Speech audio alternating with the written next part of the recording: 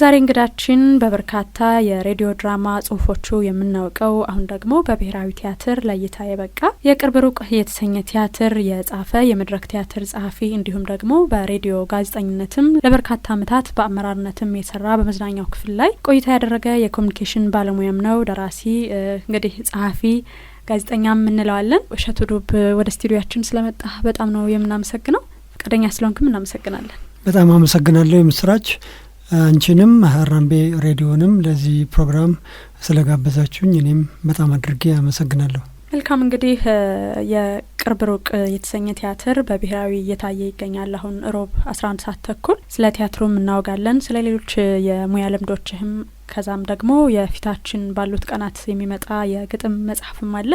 ስለሱም ጠቆም እናደርጋለን። እንግዲህ ለአድማጮቻችን በዋናነት ቲያትሩ ላይ እናወራለን። የቅርብ ሩቅ ምንድነው? የቅርብ ሩቅስ እንዴት ያለ ነው? ከዛም ደግሞ ያነሳው ሀሳብ በቲያትር ውስጥ የሚንጸባረቀው ነገር ምንድነው እያልን ቆይታ የምናደርገው። ቲያትሩን እንደተመለከተ ሰው እንዳንድ ተመልካች በቲያትሩ ላይ ያየውት ነገር ብዙ ሀሳቦች አሉ። እንግዲህ ሀገራችን ከፖለቲካው ከዓለምም ሁኔታ ከፍቅር ከአጠቃላይ ብዙ ሀሳቦች ይነሳሉና ይሄኛው የሚያነሳው ደግሞ የከተማ ውስጥ ድህነት፣ በተለይ ደግሞ አሁን ላይ ያለው ወጣት በቤተሰብ ውስጥ የሚያሳልፈው መስተጋብር፣ በተለይም ደግሞ የድህነት መንገድ ሰርቶ ያለመለወጥ ሁኔታን ያነሳልና ይሄንን ሀሳብ ምን አስመረጠ? አመሰግናለሁ።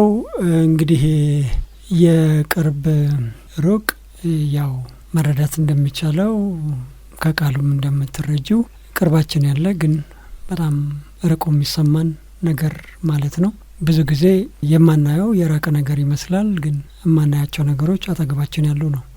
ወደ ውስጥ ያለው ነው የማይታየው፣ ከውጭ ያለው ነገር በጣም ግልጽ ይሆናል። ይሄኛው ትውልድ እንደ የትኛውም ትውልድ የራሱ ጥያቄዎች፣ በጣም ብዙ ጥያቄዎች አሉት።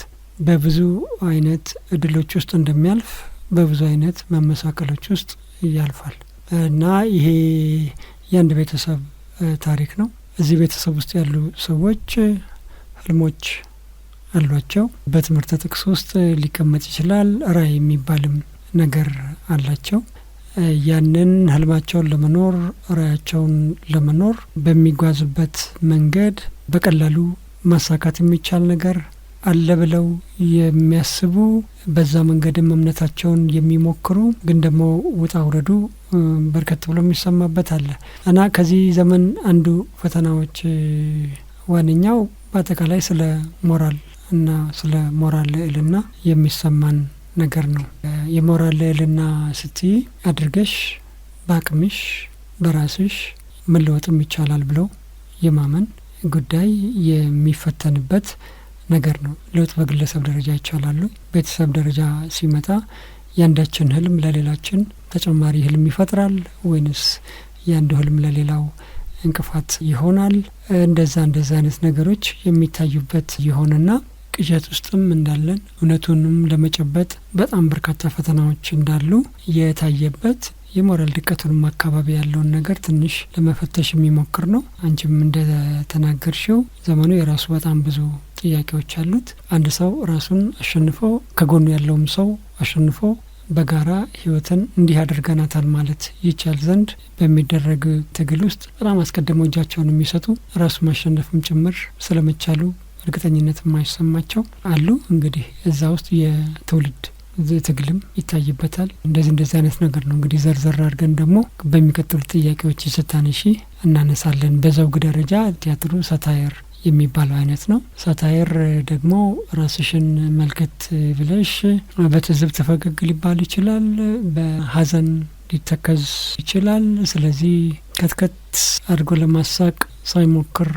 ራሱ ፈገግ እያሰኘች ጭምር ሊሄድ የሚችል ቆዘም እያደረገ ጭምር ወደ ውስጥ መመልከት እንድትሞክሪ የሚያደርግ ራስንም የመመልከቻ መነጽር የሆነ ጀነር ነው። እንግዲህ ማህበረሰብ ራሱን ሲያይ እንደማለት ነው። በዙሪያ ያሉን ሰዎች እየታዘብኩም ነበረ በቲያትሩ ላይ ታሪካቸው የተመሳሰለብኝን ወይም ደግሞ የኔን የሚያገኘሁትንና አብዛኞቹ የሞራልን ከፍታ አስተነሳ ነበርና የሞራል ከፍታቸው ዝቅ ያለ ወይም ደግሞ ሀሞተቢስ ምንላቸው አይነት ተስፋቸው ደከም ያለ ሆኖ ይታያልና በቲያትሩ ላይ በዛ ያሉት ገጸ ባህሪዎች ወደዛ ነው ሄዱት። እንዴት እንደዛ አደረከው? ገጸ ባህሪ ያሳሳለ ላይ ገጸ ባህሪያቶቹ ያው የየራሳቸው ህይወት አላቸው፣ ምርጫ አላቸው፣ መንገድ አላቸው። በዛ መንገዳቸው ያዋጣናል፣ ያስኬደናል የሚባሉትን ነገሮች ለማስኬድ ሲሞክሩ የሚታይበት ነው። እንደተባለው የአንድ ቤተሰብ ታሪክ ነው። በአንዲት እማወራ የሚመራ ቤተሰብ ነው። የአባት ፊገር፣ የባል ፊገር የሚባለው ትልቁ አውራ የሚባለው የሌለበት ወይንም እያለም የሌለ የሚመስልበት አይነት ነው። እንግዲህ አያትየውን ስትመለከቺ ከዋነኛ ገጸ ባህሪያት አንዱ ተደርጎ የሚቆጠረው ልጅ እናት ብርሃኑ የሚባለው ገጸ ባህሪ ባለትዳር ነው። እዛው እናቱ ቤት ከሚስቱና ከአንድ ልጁ ጋር ይኖራል። ይህ ሰው የቤቱ አባወራ ነው የሚል ጥቅል ስዕል በአያቱም በሌሎችም አለ። ግን በተግባር እንደዛ አይደለም። እንግዲህ አያትየው ጋር ባለው የአባወራ ስዕል ከታየ ምን አይነት ነበረ የአባወራው ስዕል?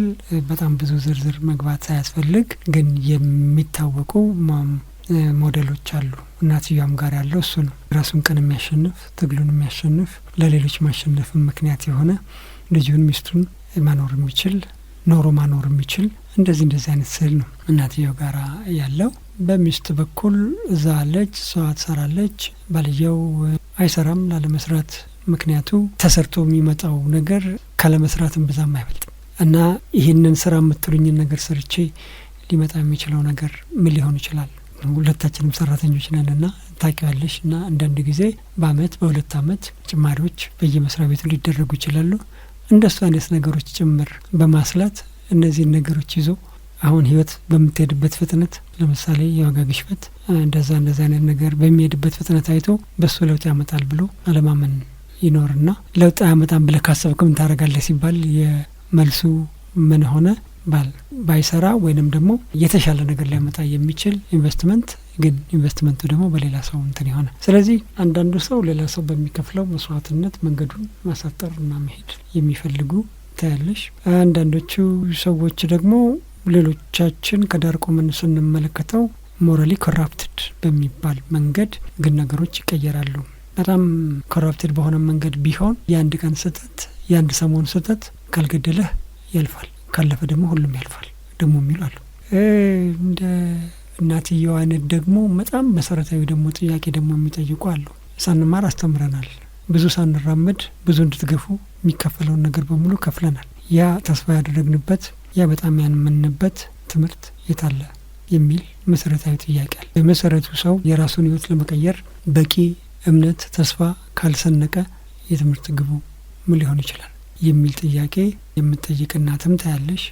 በራሱ ደግሞ መንገድ ያዋጣኛል ያለውን ደግሞ የሚያለም ህጻንም ታያለሽ። የጄኔሬሽንም ትግል ነው። ኳስ መጫወት የሚፈልግ ልጅ ነው የምታየው። ስኬት፣ የስኬት መለኪያዎች እነዚህ አይነት ነገሮችን ከሞራል ከፍታውም ዝቅታውም ከምናምንም ጋራ ለመፈተሽ የሚሞክር ግን ገጸ ባህሪያቶችን በየራሳቸው መነጽር የሚያሳይ ነው። ስለዚህ በጥቅሉ ከወሰድሽው እያንዳንዱን ካራክተር ካየሽው ተምሳሌታዊ ሲምቦሊክ የሚባል ትርጉም ያላቸው ናቸው። አንቺም እንዳልሽው ከሌሎችም ሰዎች በተደጋጋሚ እንደሰማሁት ማህበረሰባችን ውስጥ ያሉ ገሌን ወይም ገሊትን የማቃቸው ይመስለኛል፣ ሰፈራችን ያሉ ሰዎች ይመስለኛል፣ በዚህ አካባቢ የሆነ ጊዜ ያየሁት ሰው ይመስለኛል የሚለው ነገር የሚነሳበት አንዱ ምክንያት የተወሰኑ ጥያቄዎችን ወካይ የሚሆኑ ገጸ ባህሪያት የመኖራቸውና ሲምቦሊክ ትርጉም ያለው መሆኑ ይመስለኛል። ቲያትሩ ላይ ራስ ሚሆን ጠፋ የሚነሳው አንዱ ሀሳብ ነው። ሌላኛው ደግሞ ዋናው እንደ መፈክርም የምንወስደው ልጅ የሚማረውን ትምህርቱን ፈራሁት የሚለው ቃል ነውና አሁን ላይ ያለውን የትምህርት መንገድ እንዴት ታየዋለህ? ቲያትሩ ሲጻፍ ያደረከው የተለየ ጥናት አለ ወይስ አሁን ላይ ትምህርት ያበረከተውን ከትምህርት ጋር ያለውን ቁርኝነት ከመገንዘብ አንጻር የተጻፈ ነው? ዘመናዊ ትምህርት ከጀመረ ጊዜ ጀምሮ ይመስለኛል ኢትዮጵያ ውስጥ ከመሰረታዊ ጥያቄዎች ተላቀን የምናውቅ አይደለም። የመማርን አስፈላጊነት የትኛውም ገጠር ጫፍ ሄደሽ ከየትኛውም የማህበረሰብ ክፍል ጋር ብታወሪ እምነቱም ተስፋውም ብዙ ነው። በዛው ልክ ደግሞ በመማራችን በጥቅሉ ተስፋ የሚደረገው ግብ የሚደረገው ነገር ለውጥ መምጣት ነው። እንደ ግለሰብ፣ እንደ ቤተሰብ፣ እንደ አካባቢ፣ እንደ ሀገር በብዙ መንገድ ከነበርንበት በጣም ተቀየረን ማየት ነው። ከዛ በኋላ ትምህርት ውጤት አላመጣም ሳይሆን መቀየር በፈለግንበት ተስፋ ባደረግንበት መጠን ተቀይረናል የሚለው በተለያየ ጊዜ ትውልድ ሲጠይቀው የነበረ ነው። አንዳንዱም እንደውም ምርር አድርጎ የተማሩ ሰዎች የከተቱን ዕዳ ብዙ ነው ብሎ የሚከራከርም አለ። እንግዲህ ጭፍን አድርጎ በአንድ በኩል ሄዶ ጭልጥ ባለ መንገድ የተማረ ሰው አገሪቱን በሙሉ ቁልቁለት ወስዷታል ብሎ መናገር በጣም በጣም ትልቅ ድፍረት ይሆናል። የተማረ ሰው ደግሞ ብዙ መፍትሄም አምጥቷል። ብዙ ቅዠት ውስጥ ገብቶ ደግሞ ብዙ ቅዠት ውስጥም አገርና ማህበረሰብ መክተትም አለ። ስለዚህ አንዳንድ ጊዜ በቤተሰብ ደረጃ ሲታይ እሰይ ይሄ የአመዛኙ ህዝባችን ድሀ ነው፣ ስለዚህ የለውጥ መሳሪያ ይሆናል ተብሎ የሚታሰበው ነገር ትምህርት ላይ መሆኑ ማንም አያስገርም። ትምህርትን በሚመለከት ተስፋ ሲያደርግና እምነቱን ሲናገር አብዛኛው ሰው የትምህርት ፍልስፍና የሚያውቅ ያክል ነው የሚናገረው። እዛ ላይ የምታያቸው እናት ካራክተር የምትለው ለምሳሌ አንዱ የጋራሷ ልጅ ፐርቼዚንግ የሚባል ሙያ ተምሯል፣ ግን ምንም አላረገበትም። እንደውም እሱንም የተማርኩት ላንቺ ብዬ ነው ይላል። አንደኛው ደግሞ እንደ ስኬታማ ሰው ቤት ውስጥ የሚቆጠር የቤተሰቡ ወዳጁ የሱ ቀደም ያለ ወዳጅ ተደርጎ የሚቆጠር ሰው ደግሞ አውቶ ሜካኒክስ ተምሮ ግን ደግሞ የሚሰራው ሞራል የሚፈትኑ ነገሮች ነው። እንግዲህ እሱን ዝርዝሩን ሁሉ መናገር ጥሩ ላይሆን ይችላል፣ ሰው ገብቶ ሊመለከተው ይችላል። ግን የሚሰራበት ኤሪያ ከተማረው አውቶ ሜካኒክስ ጋር ምንም ነገር አይገናኝም። ከዛ ራዕይ መሆን ጉዳይ፣ ቤተሰብን የማሸነፍ ጉዳይ፣ በእነዚህ አይነት ነገሮች ደግሞ ሲነሳ ደግሞ ልም ያለ ውዥንብር ውስጥ ሲገቡና እናትየው 20 ዓመት አስተምሪያቸው ከኔ ያነሰ እንዴት ሆኑ? በልጆቻቸው ውስጥ እንግዲህ በልጆቻችን ውስጥ ከኛ ያነሰ የሞራል ቁመና እንዴት ነው የምናየው? ለየቀኑ ተራ ፈተናና ተግዳሮት እንኳን መልስ መስጠት እንደዚህ ከከበደ የተማሩት ነገር ምንድን ነው ብለው ይጠይቃሉ።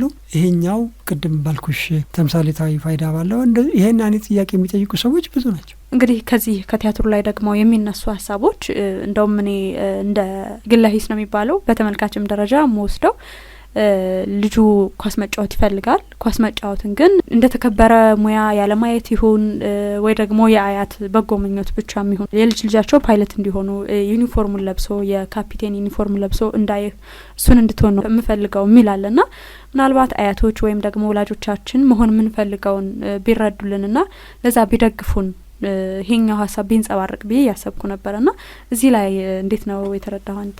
አንደኛው ነገር ጀጅመንት አይደለም ወይንም የደራሲው ድምጽ አይደለም፣ የእናትየው አመለካከት ነው።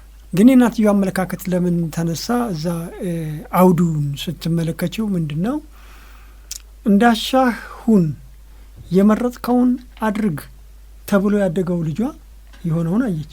እናትየዋ በጣም ስትደነቅ ታያለሽ አይደለም? ለራሱ መርጦ መንገዱን ፈልጎ አግኝቶ ያደረገው መስሏት ስታምን የኖረችው ሴትዮ የሆነ ቀን ብድግ ብሎ ላንቺ ነው አላት። ለኔ ሺወሾክድ ከዛ ለካ ሲነግረን ቅድም ስለ ኮራፕሽን አወራናል።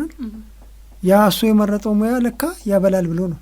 በግዢ ስርዓት በምናምን ላይ ባለ መጓደል ይከበርበታል ብለው መክረውት በዛ ምክንያት ነው ያደረኩት አይነት ነገር የሚል ኮንቴክስት አለ። ስለዚህ ሴትዮዋ እሷም በነበረችበት ጊዜ ባለቤቷም በነበረበት ጊዜ በምናምን ልጁ ነጻነቱ ተከብሮለት በመረጠው መንገድ ሄዷል ተብሎ በታሰበ ጊዜ ሄዶ እዚህ ደርሷል። ስለዚህ እያለች ያለችው በልበል እያላችሁ ያኛው እንደጠፋው ይሄኛውም እንዳይጠፋ አንደኛው ነው። ሁለተኛው ስዕል ነው። እንደ ቆፍጣና ወታደሩ ባሌ ቆም። ከዛ በኋላ የአየር መንገዱን ዩኒፎርም ለብሰ ስትመጣ አይቼ ልሙት ይባል። ለኔ እንግዲህ እንደ ለኔ አጠቃቀሙ አየር መንገድ ሲምቦሊክ ነው፣ ከድርጅት በላይ ነው፣ የትልቅ ነገር ምልክት ነው፣ የስኬት ምልክት ነው። ኢንፋክት እስካሁን ባለው ታሪክ እንግዲህ እስከዛሬ እችን ቃለ ምልልስ ከምንሰጥበት ነው የምናወራው የዘላቂ ስኬት እና ተከታታይነት ያለው ስኬት ምልክት ነው። ከትምህርቱን ባሻገር ከየትም ፍጪው አይነት ይሆናል። አሁን ውጤቱ ላይ ይተኮራል። እንደምናየው ውጤቱ ላይ ብቻ መተኮሩ የዚህ ዘመን ክፉ መልክ የሆነበት ምክንያት ምንድነው ብለህ ታስባለህ? አይነተኛ ፈተና ነው ብለን እናስባለን። ጥያቄው የከረመ ጥያቄ ነው።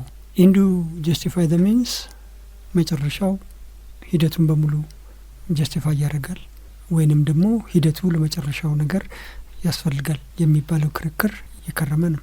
ማህበረሰብ ግን ሚዛናዊ ባልሆነ መንገድ ቁሳዊ ነገሮች ላይ በጣም መተኮር ሲጀምር ቁሳዊ ነገሮች አያስፈልጉም የሚባል አይነት እንትን ነገር መናገር ብዙም እኔ ፍላጎት የለኝም። እንደሱ አይደለም። ቁሳዊ ነገሮች በመንፈሳዊም በምናምንም ሰርቶች ከሚመጡ ውጤቶች አንዱ ሊሆን ይችላል። ግን ሚዛኑ ሲዛባ መለኪያውም አብሮ ይዛባል እና የስኬትን በመለኪያው ብቻ መመልከት የሚችሉ መለኪያ በሚመስላቸው ነገር መመልከት የሚችሉ በምልክቶቹ በኩል የሚያነቡት ሰዎች አሉ።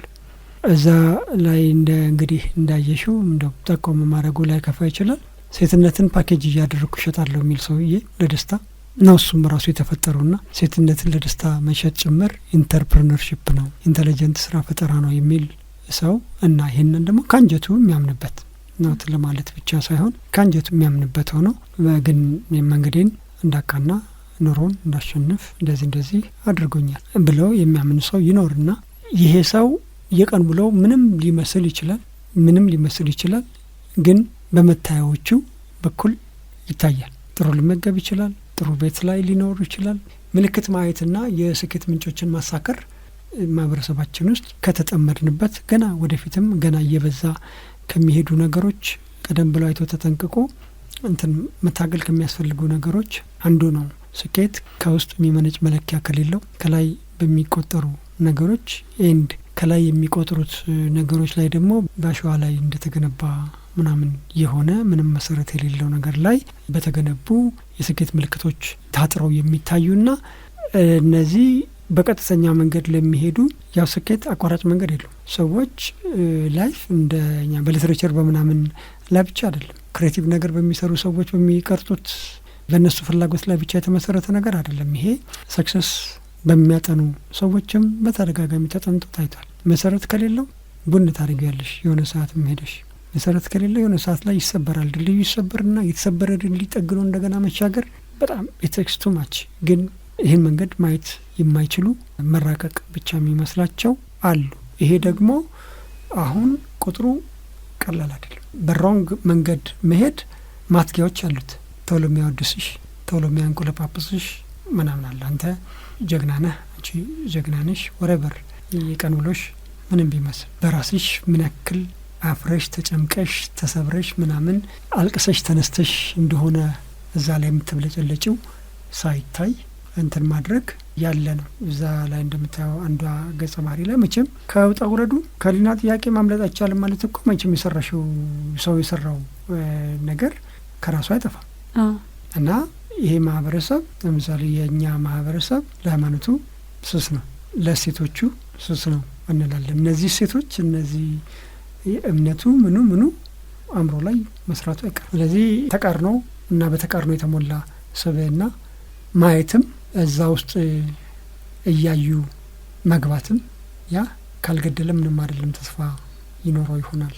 ስብር አድርጎ ካልጨረሰ ምንም አይደለም፣ መጠገን ይመጣ ይሆናል እየተባሉ የሚሰሩ ስህተቶች አሉ። ይህን ደግሞ ሪዋርድ የሚያደርግ አዲስ አይነት የማህበረሰብ እሴት ስንል ነባሩ ብቻ አይደለም፣ አዳዲስ እሴቶችም እየተፈጠሩ ይላሉ። እና እነዚህ አዳዲስ እሴቶች የግድ ደግሞ ከአሮጌው ይበልጣሉ ማለት አይደለም። እንደሱ አይነት ነገር ነው የሚያሳየው።